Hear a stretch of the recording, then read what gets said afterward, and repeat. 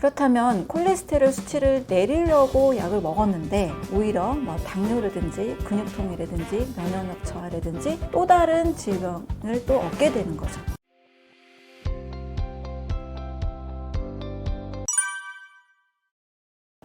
네, 안녕하세요. 저는 예방의학 전문 연구소인 완전소아연구소를 운영하고 있는 유은경이라고 합니다. 저는 원래 수의학을 전공했습니다. 근데 임상 쪽보다는 신약을 개발하고 암을 치료하는 쪽에 관심이 많아서 국립암센터에서 신약개발팀 연구원으로 7년 정도 일을 했습니다. 일을 하다 보니까 암에 걸린 다음에 약을 쓰는 방법은 마치 소 잃고 외양간을 고치는 그런 격과 같아서 미리 예방하는 것이 더 중요하다는 것을 많이 깨닫게 되었습니다.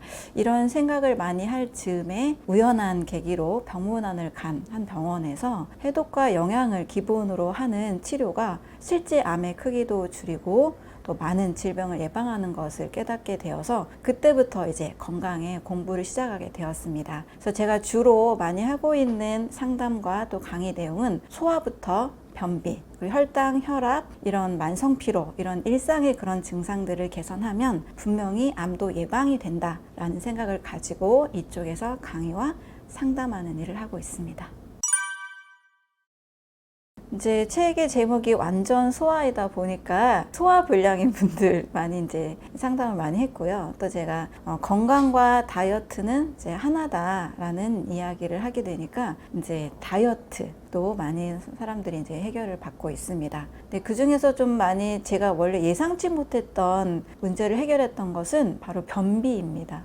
식습관에 이제 책을 쓰고 강의를 하다 보니까 식습관 자문을 하는 이제 병원이나 이제 여러 곳이 있었는데요. 만성 변비를 어떻게 해결해야 될까? 이런 고민들 사실 많이 있잖아요. 식습관 자문을 하면서 만성변비 프로젝트에 참여하게 되었는데 무려 30년 동안 만성변비를 쓰셨던 분, 또 이런 이야기들이 이제 전해져 오다 보니까 본인은 50년 만성변비가 해결이 됐다. 또 최근에는 이제 저희 어머니 친구분이 70대신데 거의 70년 만성변비도 이제 해결이 된 사례가 있습니다. 그래서 소화부터 변비까지 이런 일상생활에서 불편한 증상을 있으신 분들, 또 살을 건강하게 빼고 싶은 분들, 이런 분들을 주로 제가 상담을 하고 있습니다. 암 환자분들이 그런 고민이 참 많으시더라고요. 병원에 가서 이제 보통 항암 치료 받으시고 방사선 수술, 어떤 3대 표준 치료를 받으시잖아요. 근데 당장 내 몸에서 이제 건강이 약해져 가고 있고 소화도 안 되고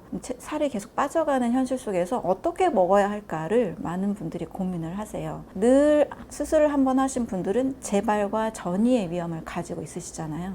앞으로 정말 잘 먹어서 암을 다시는 이제 안 걸리고 싶은 그런 고민을 가지신 분들 상담도 하게 되는데, 저는 암 환자나 건강 고민이나 소화불량이나 다이어트나 사실 몸은 원래 사람이 가지고 있는 몸은 약 100조 개의 세포로 이루어지고 세포가 모여서 조직과 기관을 이루기 때문에 원리는 같다고 생각을 합니다. 그래서 암 환자분에게 엄청난 특이한 식단을 이제 추천하기보다는 그분이 소화 가능하고 먹을 수 있는 식단부터 해서 꼭 먹어야 되는 중요한 영양이 담긴 음식들을 소개를 해드리고 있습니다.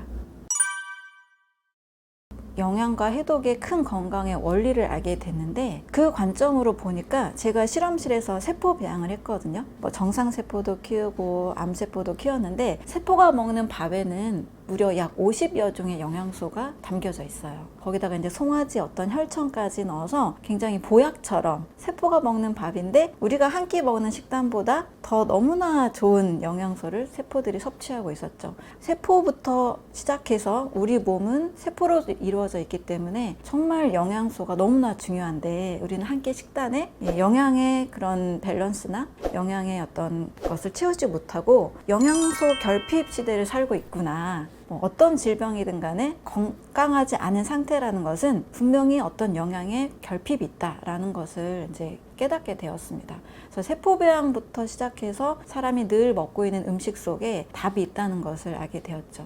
그러다 보니까 질병이 걸리는 이유도 세포가 죽는 이치와 똑같은 거예요. 어느 날 이제 연구원들이 세포를 늘 키우는데요. 깜빡하고 이 세포가 먹는 밥을 교체해줘야 되는데 그것을 놓칠 때가 있어요. 원래는 선홍색, 빨강색인데 점점점 세포가 먹고 싸고를 반복할 거 아니에요? 우리도 먹고 싸고를 하면서 대사를 하는 걸 하듯이. 근데 그럴 때 세포가 점점 노란색으로 그 액체가 바뀌어갑니다. 근데 이 노란색 액체를 바꿔주지 않으면 다음날 세포가 다 죽어 있어요. 이 세포가 살아가는 이 환경이 분명히 필요한 영향이 있고, 아까 본인의 이 세포 자체의 대사산물 때문에 세포가 사멸을 하게 되었는데, 몸에서 발생하는 독소가 원인이 되어서 질병이 생길 수 있겠구나 라는 생각을 하게 됐습니다. 그래서 영양과 해독의 원리가 어떠한 약을 먹고 수술을 하는 것보다 가장 중요하구나 라는 것을 알게 되었죠. 그런 말이 있어요. 병을 팔아서 약을 먹게 한다라는 이제 의료 쪽, 제약 쪽의 그런 광고 문구나 이런 이야기들이 있는데, 예를 들어서 설명을 해드릴게요. 우리가 콜레스테롤 약을 굉장히 많이 드시죠. 예, 콜레스테롤이 높아서 이제 병원에 가면 수치를 낮추는 약을 줍니다. 스타틴 제제라고 하는데, 이 약을 먹게 되면 장기간 복용하게 될 경우에 횡문근 융해증이라 해서 근육통이 올 수도 있고요. 면역력이 떨어지기도 하고, 또 이 약을 먹은 사람들은 그렇지 않은 사람들에 비해서 당뇨 발병률이 무려 2배가 높습니다. 그렇다면 콜레스테롤 수치를 내리려고 약을 먹었는데 오히려 당뇨라든지 근육통이라든지 면역력 저하라든지 또 다른 질병을 또 얻게 되는 거죠. 그러면 그거에 맞는 약을 또 먹어야 돼요. 그래서 콜레스테롤 약이 많이 팔린 뒤에 치매 환자와 또 남성의 그 발기부전 환자가 늘어났다라는 이야기들이 있습니다. 그러면 또 치매 약을 먹어야 되고 또 발기부전 치료제를 또 먹어야 되겠죠. 모든 약은 양면성을 가지고 있는데, 약효를 낸다는 것은 또 이면에는 독이 있다는 뜻입니다. 왜냐하면 인체의 콜레스테롤을 줄이기 위해서는 먹어서 생기는 콜레스테롤은 30%밖에 차지하지 않고 몸에서 간에서 만들어내는 콜레스테롤이 무려 70%를 차지합니다.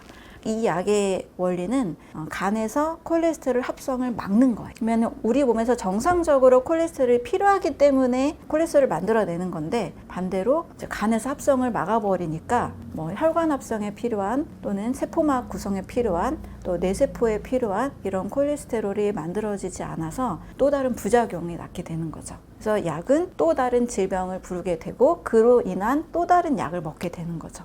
약을 먹는 분들은 하나의 약만 드시지 않고, 대부분 65세 이상의 어르신들은 무려 5가지 이상의 약을 드시는 분들이 무려 40%를 차지합니다. 10가지를 드시는 분들도 10% 정도를 차지한다고 해서 약과 약의 또 다른 부작용도 또 야기할 수 있거든요. 우리나라에서의 통계는 제가 아직 보지 못했지만, 미국에서는 의료사고의 사망 원인 3위가 의약물 남용으로 알려진 바가 있습니다.